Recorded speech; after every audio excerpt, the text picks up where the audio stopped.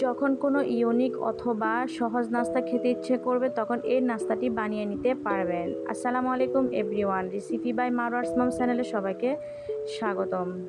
সবাই কেমন আছেন? আমি আলহামদুলিল্লাহ ভালো আছি। আজকে আপনাদের মাঝে নিয়ে এসেছি খুবই হেলদি একটি নাস্তা রেসিপি। প্রথমে আমি এখানে একটি বাটি নিয়েছি, বাটির মধ্যে 3টি ডিম নিয়েছি। এখন আমি ডিমগুলো বাটিতে ভেঙে নেব। ডিমের সাদা অংশটুকু নিব, কুসুমগুলো আমি আলাদা করে অন্য একটা বাটিতে নিয়ে নিব। সবাই ভিডিওটি দেখার শুরুতে ছোট্ট করে একটা লাইক দিয়ে ভিডিওটা ফুল ওয়াচ করে দেখে নেবেন। এভাবে করে আমি 3টি ডিম এভাবে ভেঙে ডিমের কুসুমগুলো আমি আলাদা করে নিচ্ছি। এই নাস্তাগুলো যেমন খেতে মজা তেমন খুবই সহজ, অল্প উপকরণ দিয়ে বানানো যায়। এখন আমি চলে যাব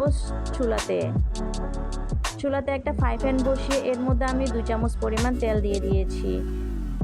তারপর তেলটা হালকা গরম হলে এর মধ্যে আমি দিয়ে দিব ডিমের সাদা অংশটুকু। এখন আমি এখানে দিয়ে দিব অল্প পরিমাণ লবণ। এবার আমি ডিমের সাদা অংশটুকু ভালো করে ভেজে নিব। অনেক সময় বাচ্চারা ডিম খেতে চায় না, আপনারা এভাবে যদি এই নাস্তাগুলো বানিয়ে দেন তাহলে বাচ্চারা খুবই মজা করে খেয়ে নেবে। এই নাস্তা রেসিপিটি একদম ইউনিকভাবে আমি বানিয়ে দেখাচ্ছি আপনাদেরকে। অথবা বাসায় কোনো নতুন মেহমান আসছে, আপনি ঝটপট 10 মিনিটে এই নাস্তাগুলো বানিয়ে নিতে পারেন। এখন আমি ডিমের সাদা অংশটুকু ভেজে নিয়েছি। বেশি অতিরিক্ত ভাজতে যাবেন না, হালকাভাবে একটু ভেজে নিতে হবে। ভাজার শেষে আমি এখন একটা প্লেটে তুলে নিব ডিমের সাদা অংশটুকু। তারপর এর মধ্যে আমি অ্যাড করে নিব কুসুমগুলো।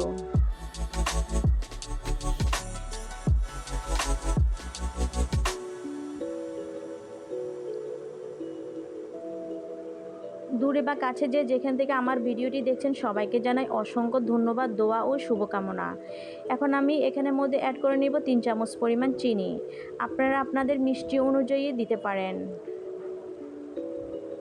তারপরে চিনিগুলো এখন ডিমের সাদা অংশ কুসুমের সাথে ভালো করে হাত দিয়ে কষলিয়ে মেখে নিব।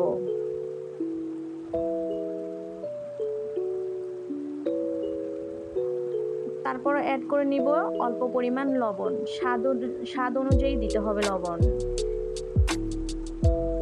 এখন আমি দিয়ে দিব 2 চামচ পরিমাণ নারকেল কোড়া।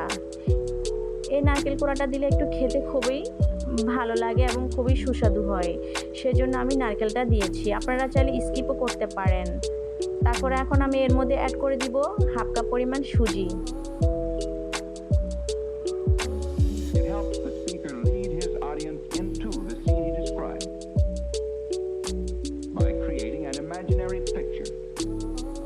এবার সুজির সাথে ডিমের মিশ্রণটি ভালো করে মিক্স করে এর মধ্যে আমি অ্যাড করে নিব হাফ কাপ পরিমাণ ময়দা।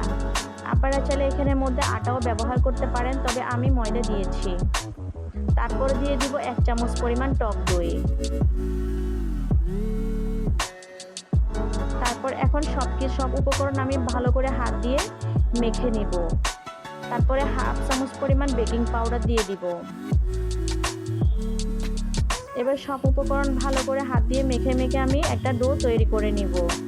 বেশি স্বাদ বাড়ানোর জন্য এখানে আমি দিয়ে দিয়েছি 1 চামচ পরিমাণ গুঁড়ো দুধ পাউডার। আপনারা চাইলে বাড়িয়ে কমিয়ে দিতে পারেন, যত বাড়িয়ে দিবেন তত খেতে খুবই সুস্বাদু হবে।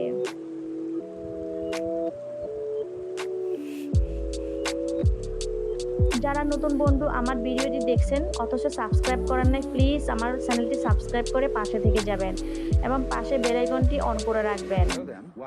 তারপরে আমি ডোটা একটু 5 মিনিট রেস্টে রেখে দিব। 5 মিনিট পর ফিরে আসছি। দেখতে পাচ্ছেন কতটা সফট এবং স্মুথ হয়ে গিয়েছে। আপনাদেরকে একটু দেখাচ্ছি কিভাবে নাস্তাগুলো বানাবেন। এভাবে ছোট ছোট করে নাস্তাগুলো বানিয়ে নিতে পারেন। এবার আমি চলে যাব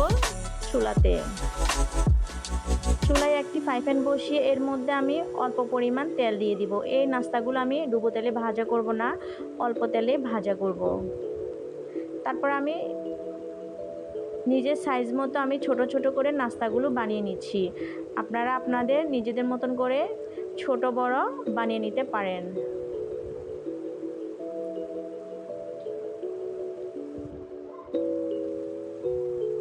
যারা এই পর্যায়ে ভিডিওটি দেখছেন অথচ এখনও লাইক দিতে ভুলে গেছেন, প্লিজ ভিডিওটি লাইক দিয়ে ফুল ওয়াচ করে দেখে নেবেন।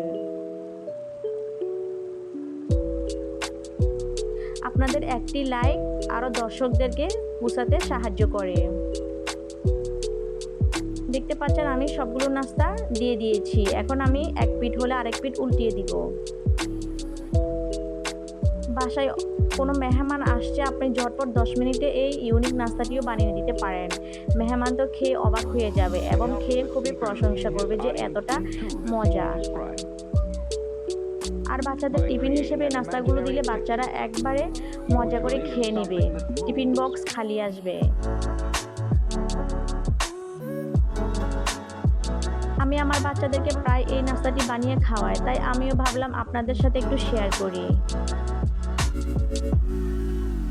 আমার এই সহজ নাস্তা রেসিপিটি যদি আপনাদের ভালো লেগে থাকে তাহলে প্লিজ লাইক দিয়ে ভিডিওটা ফুল ওয়াচ করে দেখে নেবেন, কেউ স্কিপ করবেন না প্লিজ।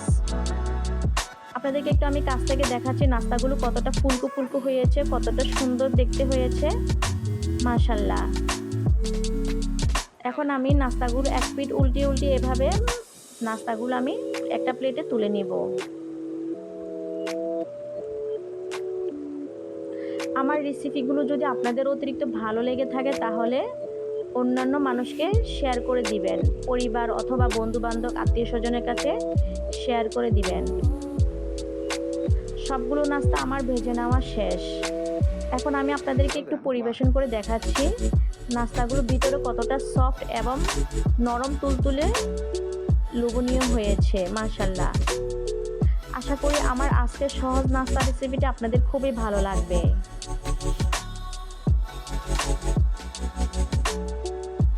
সবাই ভালো থাকবেন, সুস্থ থাকবেন। আজকের জন্য এখানে বিদায় নিলাম। দেখা হবে আবার অন্য কোনো রেসিপিতে। আসসালামু আলাইকুম।